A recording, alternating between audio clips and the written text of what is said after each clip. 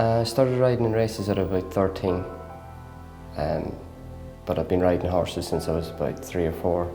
It's just something I was born into, and something that I've just naturally done my whole life. It was, you know, I always knew when I went to school what I wanted to be when I grew up, so I was very lucky that way. I first met Miles Rogers in Catterick Racecourse. He started up a racing syndicate called Platinum Racing. He used to ring me for advice on his horses and how they were progressing and where to go next with them and such things like that.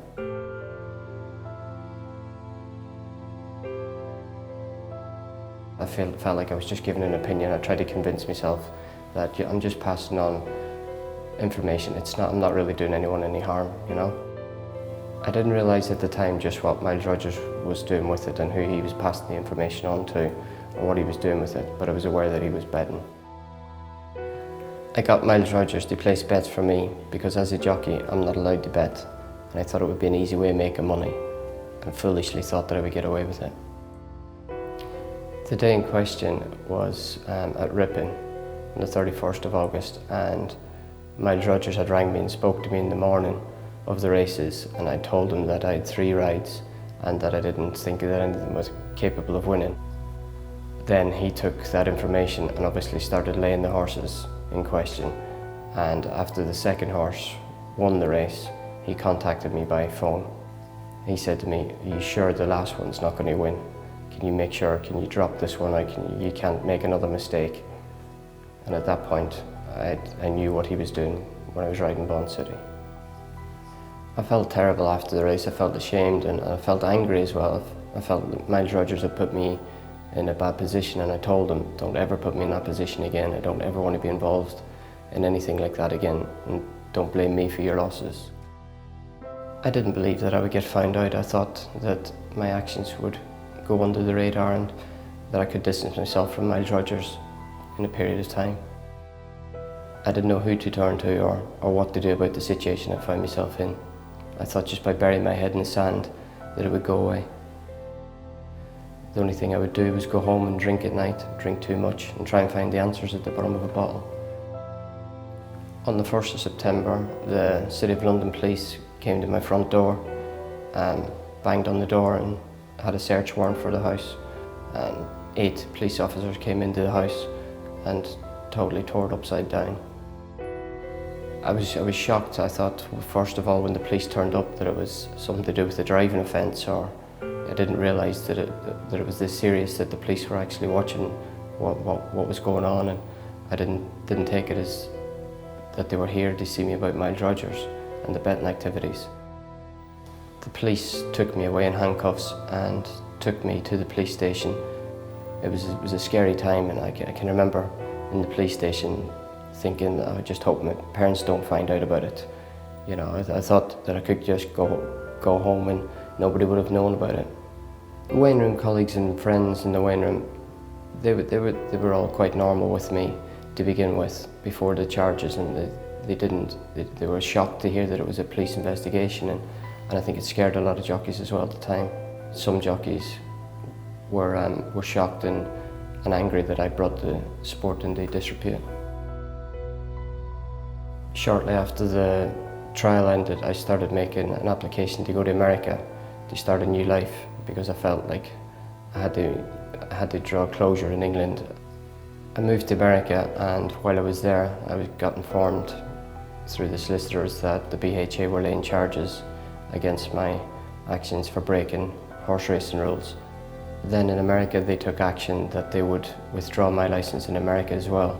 So I'd also not only lost the opportunity to ride in England, but also in America. I couldn't ride anywhere.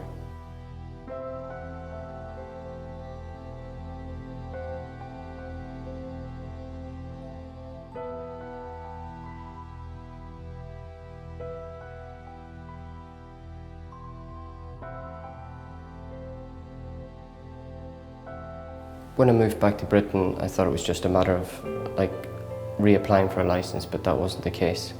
And everywhere I turned, the door kept getting shut in my face, and I was getting more and more frustrated. All I wanted to do was get back on a horse, but I wasn't able to do so. I think it was hard. At that time, I didn't really realise what I had done, and I hadn't owned up to it, so I wasn't probably ready at the time to come back. And there was good reason for me not getting relicensed at the time. Admitting the charges was a very hard decision to make. It was something that I had to have a long, hard think about, and I knew it was the right thing to do. That at the time, I was never going to be able to keep running away from it. Looking back now, I can't believe how naive and how silly I was back then, and thinking that I could just do what you like, you know. But it all starts with one little bet, or two little bets, or you try and bury your head in the sand and pretend you're not doing anything wrong, when really you know deep down the difference between right and wrong. If somebody approaches you and asks for inside information, turn for help, look for help, go to the senior jockeys, go to the BHA, go to the Professional Jockeys Association. Don't bury your head in the sand and think that you can deal with it. Ask for help. Looking back, it's cost me everything. I've lost 10 years of my riding career that I'll never get back. I'll never be able to wipe the slate clean and everybody will forget about it. It's going to stay with me now for the rest of my life as well. Nothing is more important to British racing than its integrity. It is crucial that the racing and betting public are able to trust what they see on the racecourse and have faith in racing as a sport and a betting medium.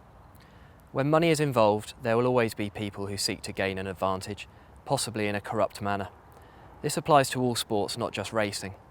Quite often, those people who seek to corrupt others, as we've seen in recent cases in our sport and elsewhere, are not participants at all. They're on the margins of a sport. The damage that corruption can do to a sport has been clearly visible in recent years, and it's crucial that we all work together to protect the sport and its participants and ensure that the high standards of integrity within British racing are maintained. Here are some steps that you can take to ensure that you best protect yourselves and your colleagues from corruptors. Make sure you know and understand the rules, especially when it comes to betting, inside information and reporting suspicious approaches. You are required under the rules to report any suspicious approaches you're aware of, whether that's to yourself or others, and from anyone either within racing or from outside the sport. You should do this directly to the BHA Integrity Department, where your information will be treated with absolute confidentiality. Failure to report such approaches is an offence. It is crucial that you provide us with any information you have so that we can take steps to keep corrupt influences away from our sport. You, the participants, are our best guides as to what is happening in the sport. By working together, we stand the best chance of protecting the sport and each other. Do not allow yourself to be groomed or corrupted or to get into debt. Those who seek to corrupt will exploit any weakness or opportunity, so protect yourself and protect others. Be wary of any gifts or favours you may be offered.